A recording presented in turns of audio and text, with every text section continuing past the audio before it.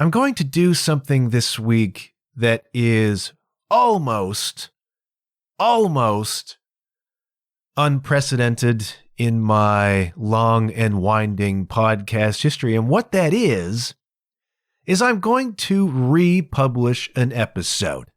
Now, I say almost unprecedented because there is a precedent for it. A couple years ago, when the big reno was on and my little studio was all torn up, I opted, instead of disappearing, to repackage and republish some OG interview episodes from way back in the early days of the podcast, which I thought was a pretty reasonable compromise under the circumstances, and that was great. But I have not otherwise republished an episode of this podcast in any of its forms. And I'm going to do that this week, and I'm going to do it because I'm just wrestling a little bit. I'm just wrestling again with faith, and I am wrestling again with patience. My old bugaboos are popping up, and that's not unusual. That sometimes the circumstances of life just challenge you.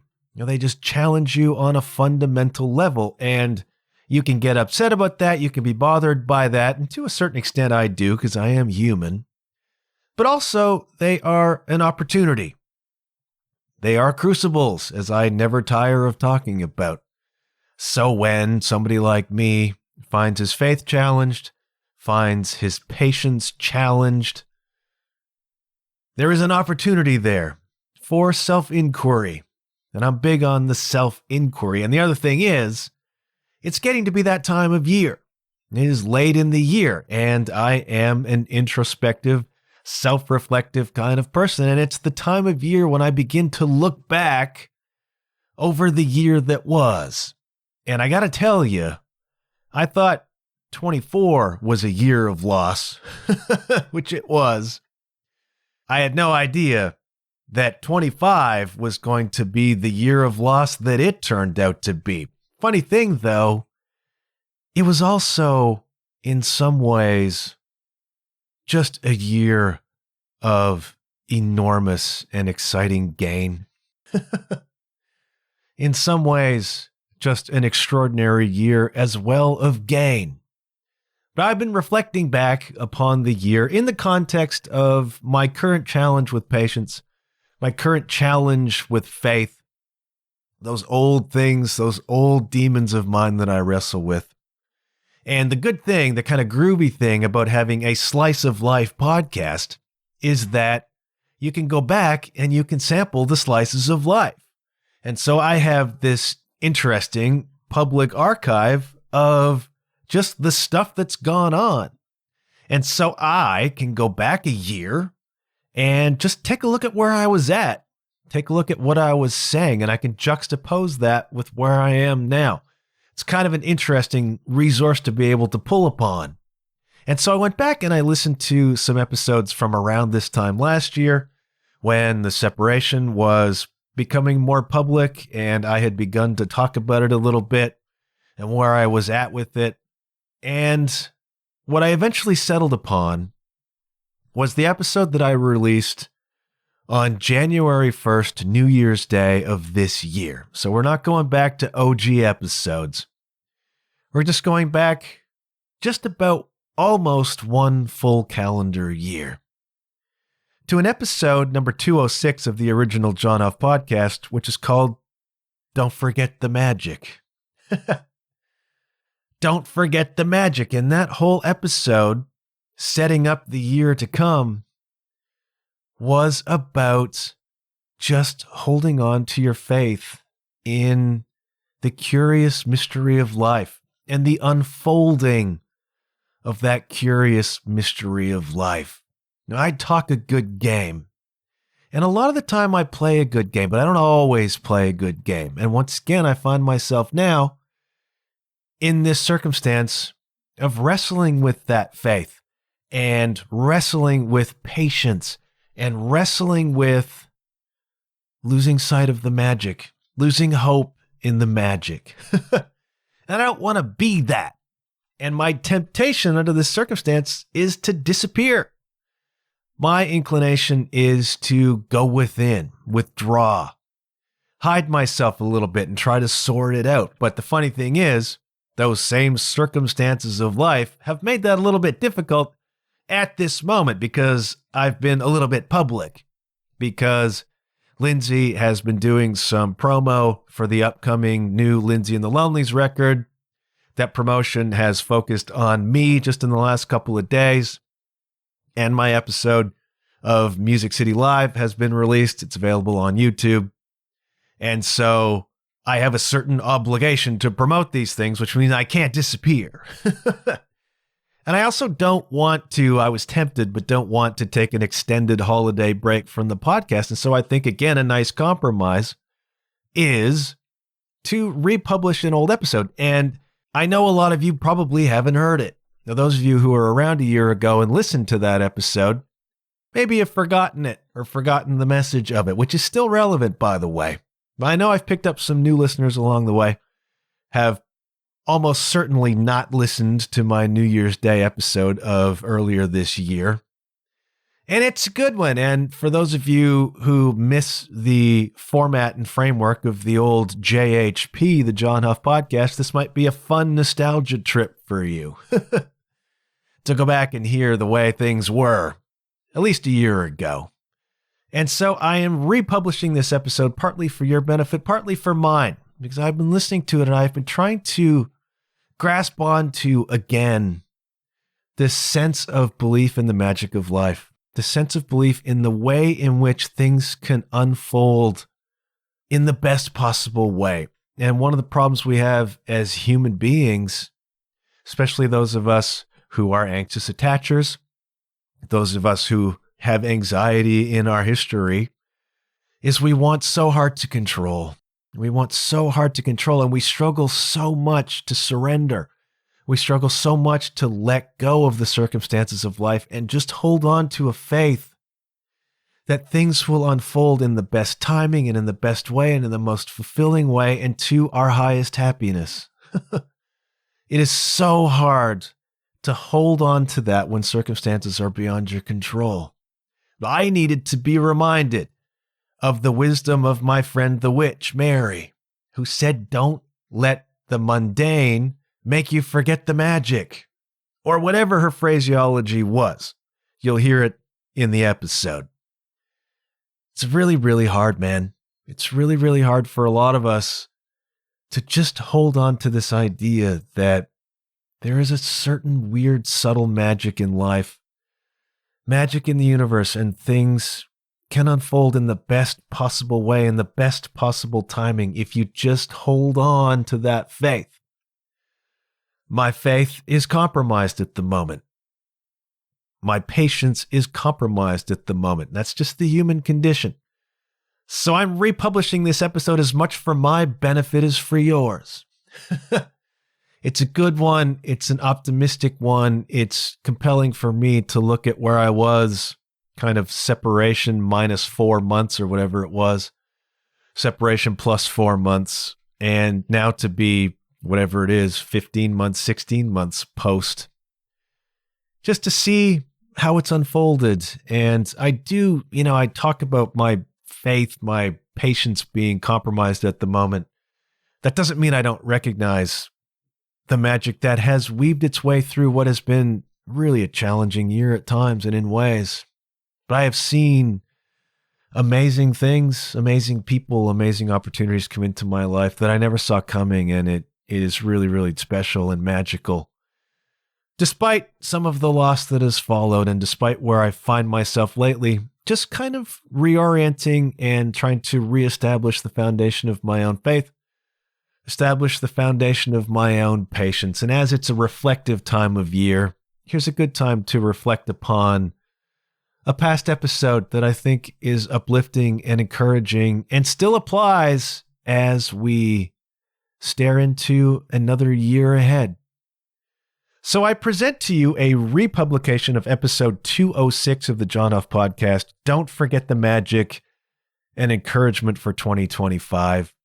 Listen to it, embrace it, enjoy it, try to be uplifted by it, and I shall try to do the same. And I do not intend to take an extended holiday break. I'll be back with a couple more episodes. Just need to sort them out. In the meantime, my Music City Live episode is available on YouTube, and please enjoy this little uplifting, optimistic blast from the recent past from what was the John Huff Podcast.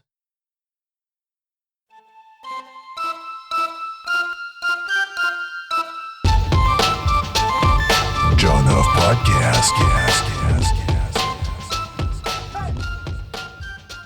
We begin the year of our Lord 2025 with a reading of the poem Reflections on a Gift of Watermelon Pickle Received from a Friend Called Felicity by John Tobias. Reflections on a Gift of Watermelon Pickle. That is the ostensible title track to an anthology of poetry that was edited and published in the 1960s. And the anthology was called Reflections on a Gift of Watermelon Pickle and Other Modern Verse. And the concept here was, let's put together an anthology of poetry that will appeal to the kids. Something for the teenagers that we can use in classrooms that's a little more light, a little more engaging, a little more compelling for teenagers. And I can tell you know already this was a smash hit. This came out in the 60s, became a staple in North American classrooms throughout the 60s, 70s, 80s, possibly even still today. And it must have been in one of my classrooms because I am familiar with it and I know it. And anytime anybody says the word reflection, immediately springs into my head on a watermelon pickle. If you say that out loud, people think you're psychotic. But no, there's a context for it. It actually comes from someplace. And as it's New Year's Day, it is a time for reflection. And so with that in mind, some of you who were in high school in the 80s and the 90s and the 70s may have just had a memory shaken loose from that dusty, cobwebby corner of your memory. Reflections on a Gift of Watermelon Pickle Received from a Friend Called Felicity by John Tobias.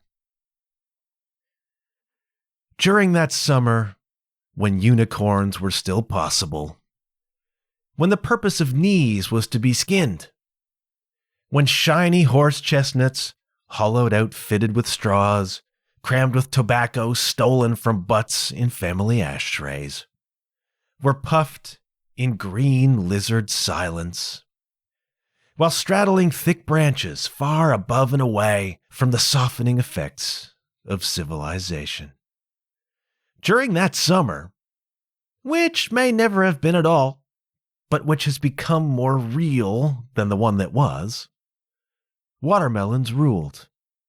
Thick imperial slices melting frigidly on sun-parched tongues, dribbling from chins, leaving the best part, the black bullet seeds, to be spit out in rapid fire against the wall, against the wind, against each other. And when the ammunition was spent, there was always another bite. It was a summer of limitless bites, of hungers quickly felt and quickly forgotten, with the next careless gorging. The bites are fewer now. Each one is savored lingeringly, swallowed reluctantly. But in a jar put up by Felicity, the summer which never maybe was has been captured and preserved. And when we unscrew the lid and slice off a piece and let it linger on our tongue, unicorns become possible again.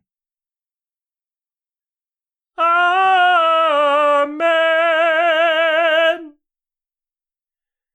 You'll have to forgive my reading of that poem. I'm reading it off my phone, and my eyes are such that I gotta hold the phone out so friggin' far to be able to see it that, I don't know, sometimes you just lose the flow, you know? You get caught up more in the mechanics than the actual message. And that conveniently, synchronistically, is my New Year's message to you today. I wasn't sure I was going to do an episode for New Year's Day. As you know, if you've been listening for any length of time, like a year or more, New Year's Day is my favorite day.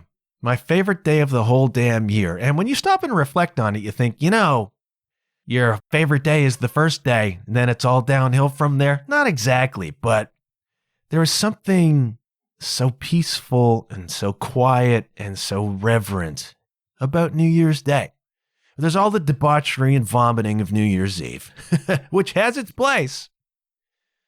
Kind of an existential purge, it's symbolic. You vomit away last year and then wake to the silence, to the clean sheets maybe, of the new year. But I love New Year's Day.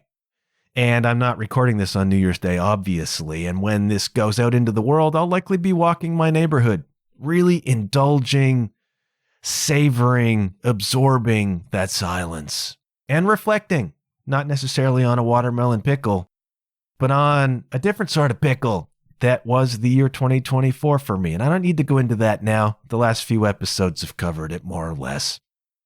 Wasn't sure I was going to do a New Year's Day episode, but I got a lesson on Christmas Day. It happened to be Wednesday. A lot of my favorite podcasts publish on Wednesdays, including my own.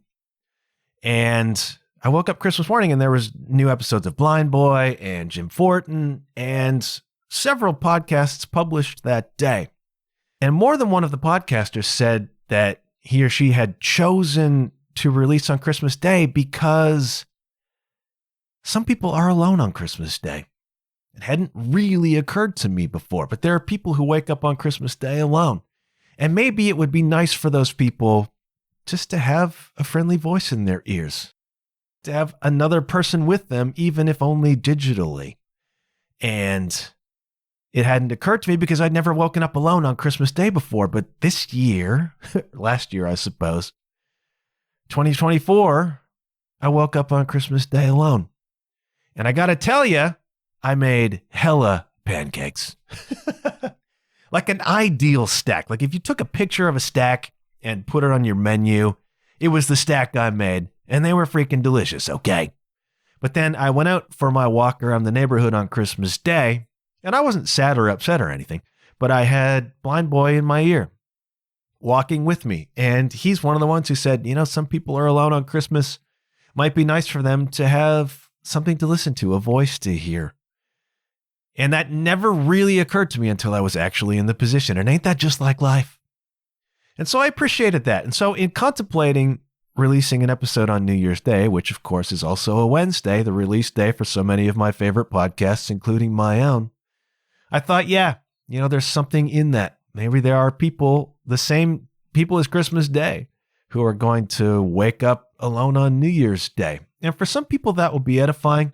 For some people, that will be symbolic of standing on their own and living kind of a powerful life. And for other people, it would be really, really sad. People who maybe lost somebody in 24.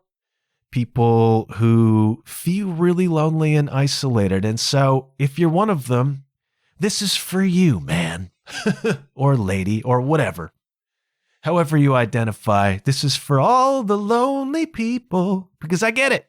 Because I woke up on Christmas Day alone myself. And so this is for you, a friendly voice in your ear holes. And I really do love New Year's Day.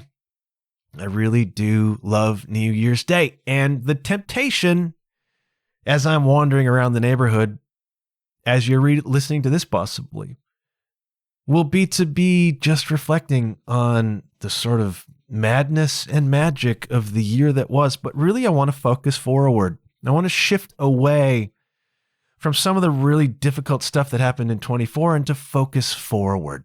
And in doing that, I'm reminded of a bit of wisdom that I got from a witch. And I mean that genuinely. My friend Mary the Witch. Mary, who is a high Wiccan priestess with whom I do a tarot reading once annually, and then, when stuff hits the fan, sometimes more than once annually.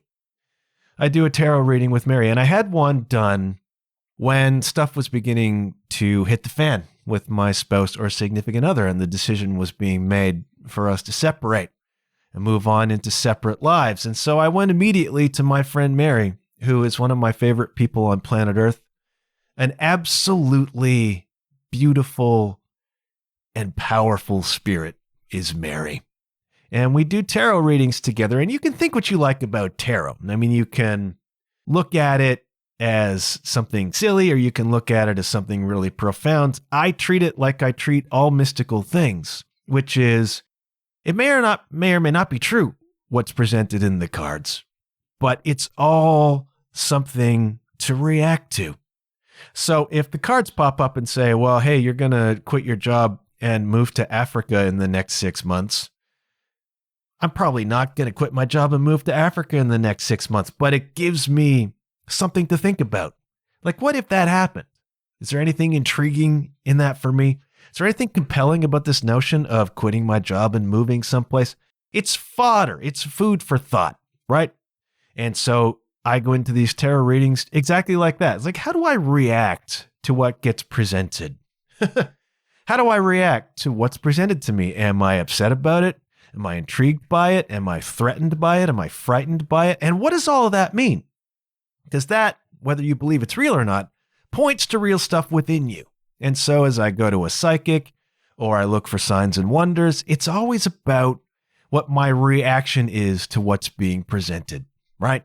So I sit down with Mary in the fall, and we do just a set of cards, a set of spreads about where things are at with me, where things might go, possible futures, right?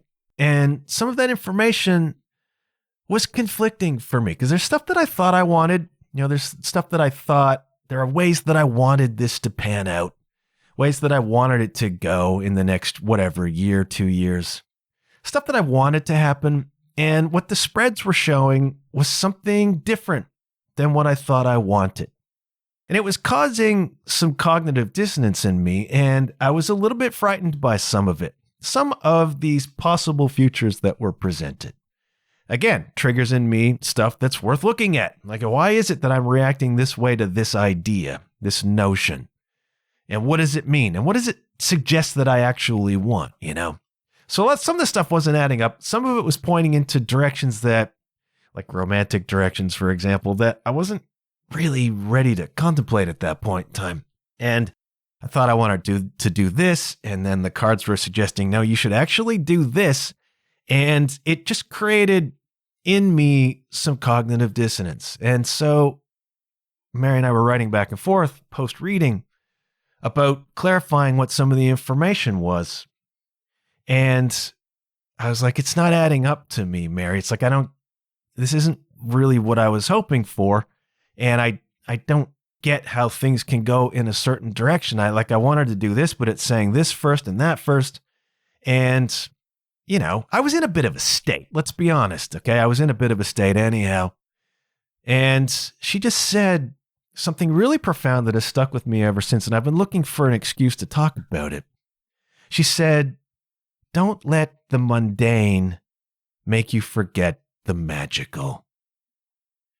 Don't let the mundane make you forget the magical, right? And this ties into what I've been talking about recently, about this surrender, right? And about this faith and about this letting go. And as I approach the year 2025, my experiences over the past 4 or 5 months, as life has changed so dramatically for me, has been again affirming this faith in the way things are and putting a trust and putting a belief in the universe or source or God or whatever it is that works for you to orchestrate the pieces in a way that is ultimately in your highest interest, in your best interest, in the highest good.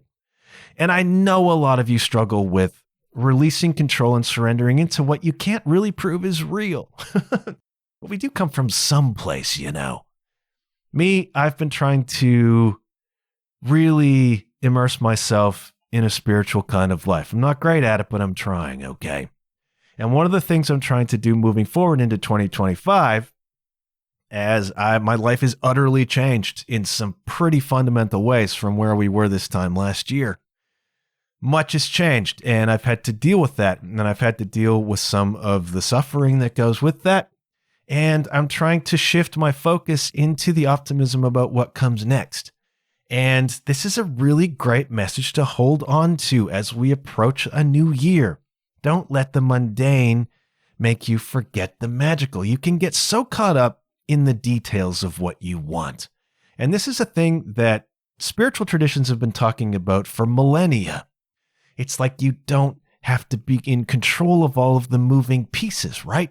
You don't have to orchestrate everything. You can trust in life to deliver for you, right? You have your piece of things to own, but don't let all of the details get in the way of the magic.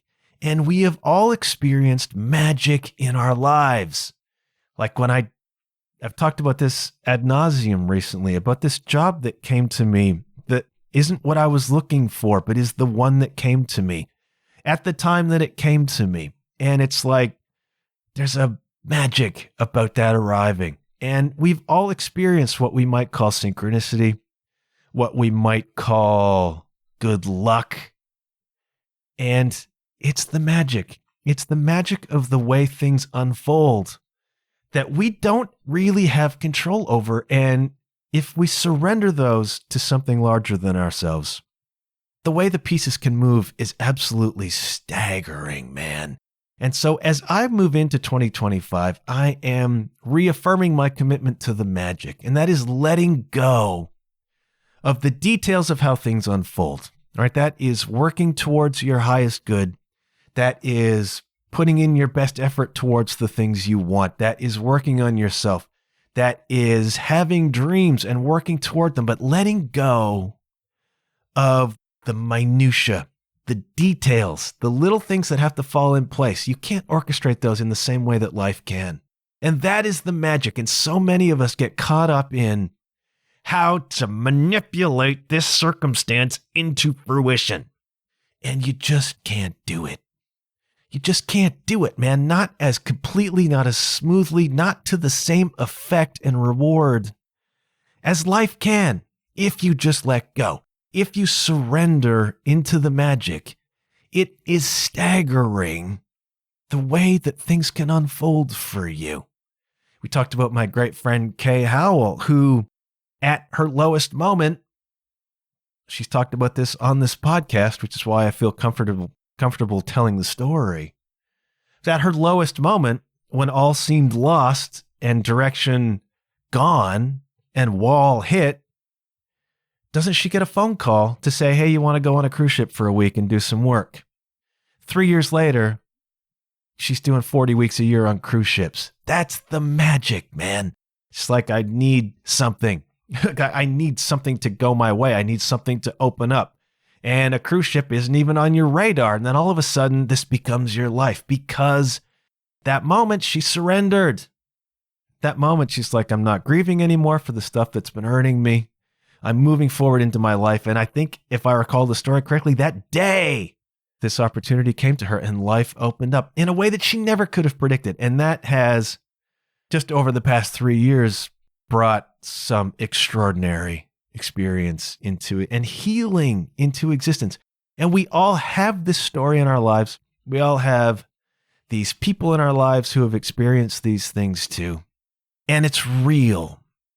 And I have spent a lot of my life getting wrapped up in the mundane, the details of things, instead of the magical, right? Instead of the magical, that opportunity that comes along.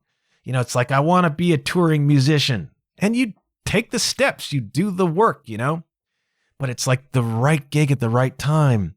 You can't orchestrate that, right? And you can get so caught up in how do I make this happen that you don't let destiny intervene. Now, that is a quote that I've used before.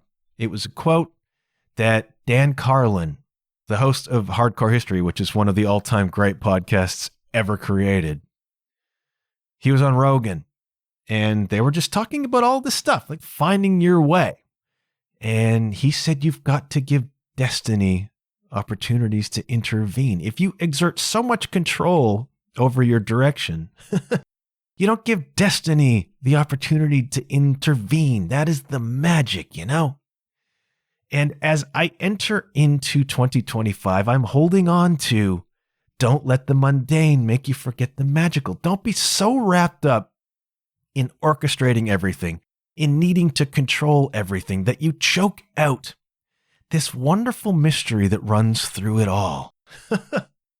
These wonderful synchronicities, these wonderful opportunities that happen that suddenly present you with a new direction, a new life, a new experience, a new person, who knows what. All of this exists in the world. And again, we can get so wrapped up in trying to manipulate and control everything, trying to hold on to so much, that we miss all these amazing opportunities that exist, that are presented, that are right in front of you. If only you would open yourself up to the magic.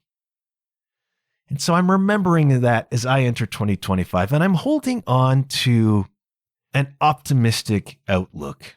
Now, this is something I've also talked about before. My therapist said to me one time, we were contemplating who knows what in the moment that was coming up, something that was going to happen or whatever. And I was having trepidation about it because I default to trepidation. I default to worry, and I struggle with anxiety, and that's kind of all tied together. I'm always kind of looking at the worst case scenario with presented with anything. I'm kind of always looking at how this can go wrong. And as a PR person, that's a useful thing to have, right? You need to be able to identify where the dangers are, and you have to be somewhat obsessive about that. But in your real life, that's an approach that can really make you shy away from trying things or experiencing new things or being open. And there's so much value in openness. And so she said to me one time, in contemplating whatever it was, she says, why don't you approach it like, how can this work out great?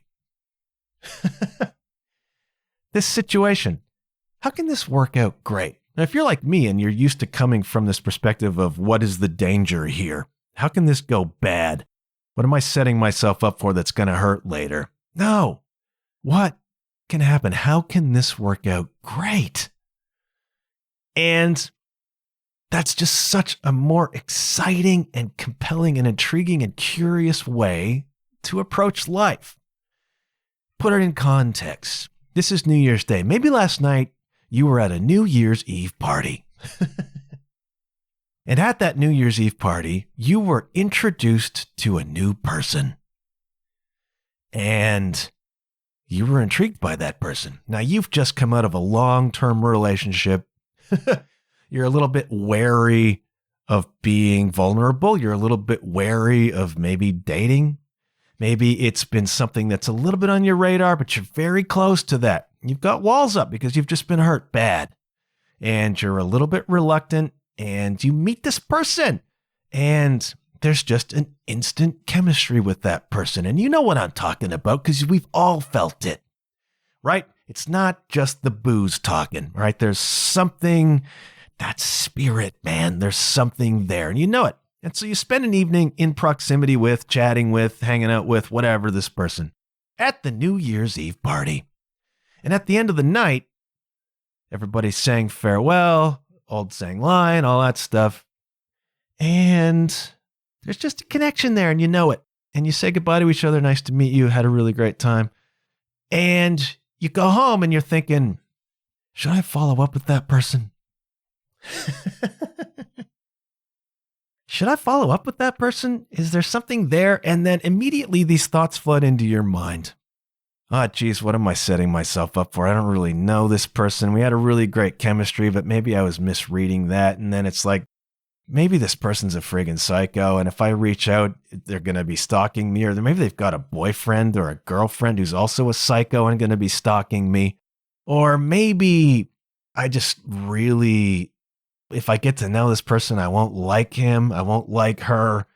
Or maybe that person's going to break my heart, or maybe I'm going to fall forever for this person and it's just going to ruin my life. And maybe this and maybe that and maybe the other thing could go really, really bad. I could get hurt again. I could embarrass myself. I could set myself up for a life of misery. Who knows? Like these thoughts begin to flood in. If you were a guarded sort of a person, if you were an anxious sort of a person, if you are a wary sort of a person, this can flood in. And then you don't ever reach out to that person. And so it ends. And you don't know, do you? I mean, you feel as though you've protected yourself, but maybe you're still lonely. Instead of going into this situation being like, well, I wasn't looking for it, but the universe placed this person in front of me who I was not looking for. And the universe places hundreds of people in front of me all the time, but I don't feel a connection or a chemistry with those people the way I do with this person. Like there's something in this. And instead of being frightened of that and fearful about that, you begin to develop a certain curiosity about that. What's in this? And can I trust what the universe has presented to me here? I mean, is this a profound synchronicity that I need to be saying yes to? And then you begin to look at, how can this be great? Instead of this person's a psycho and might stalk me, or has a partner who is a psycho and might stalk me, maybe you look at it like, this is a person that could be really special to me. And we could spend some time together that's really incredible and uplifting. And who knows, maybe there's a future, right? Don't be an idiot. Don't be an idiot, but begin to open yourself up to what could be really great about this. I mean, all these fears I have about being hurt again.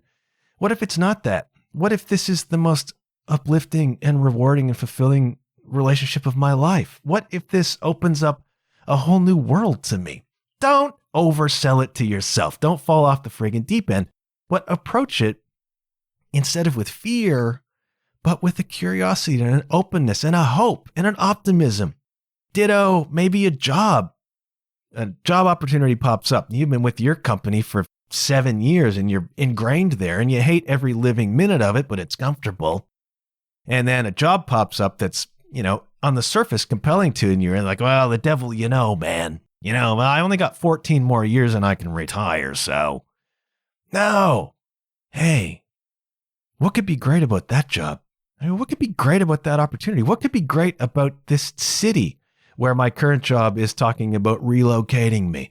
What could be great about this artist who reached out looking for a drummer, looking for a guitar player? What could be great about this band that's forming and they asked me if I want to come and sit in and try it out? Instead of being frightened, like, oh no, yes, I don't know if I'm good enough for that. I don't know if I've really got it. I don't know those people very well. I don't know. You get really freaked out. Like, oh, well, what could be great about this? And is some of the magic at work here? You're getting caught up in the mundane. That person you met on New Year's Eve, well, it doesn't really make sense because we're not in the same city, or, geez, man, he's a few years older than I am, or whatever. It's like you're getting caught up in, how can this work? Like, what are the details here? What are the functionalities? And then you crush all of the synchronicity. You crush all of the potential. You crush the magic being caught up in the mundane. And so my intention is to keep this very short today because I have to edit it, and it's New Year's Eve, kids. I have to edit this and get it up and then go off and have a really swell time. Maybe meet somebody with whom I have a connection that scares me. My admonition to you, my encouragement to you, on this day of days, the blank slate, the quiet, the peace, man, you can make your life in 25. You can make your life in 25. And the way to do it is to be open to the magical. All right. See these opportunities, see these synchronicities, and don't worry about the mundane stuff. Don't worry about the details of it. It's like, I want to play a bunch of gigs this year. I don't know with who. I don't know how that's going to happen. I want to do this. I want to travel. I want to whatever. Put that out into the universe. Work for it, but don't get caught up in how it has to unfold, okay? Let the friggin' magic work. And when you are presented with new stuff, new opportunities, new people, whatever, new scenarios that scare you a little bit, make you a bit wary, stop if you can. Discipline yourself to not indulge how this can go wrong, and just open yourself up a little bit to how it can go right. Because everything that's good in your life went right. Everything that's good in your life went right. And you had to be open to that. And I'm encouraging you to do that now, okay? On this day of days. And I'm not going to say any more, except Happy New Year and welcome to 25. And let's friggin' see how we can rock this year and how the magic can unfold for all of us. You know, I always say good things happen when you put yourself out there. That is allowing destiny to intervene. Do not hide yourself in 25, all right? No hide in 25. Open yourself up. Put yourself out there and good friggin' things will happen, man. Welcome it all. Welcome it all. See the magic. Forget the mundane. See the magic. Ask yourself, how can this work out great? I'm going to do that. I hope you do that. And let's just see in a year where it gets us, okay? Happy New Year. Gonna shutting up, except to say, hey, kids, Happy New Year, and I'll catch you later. Yeah.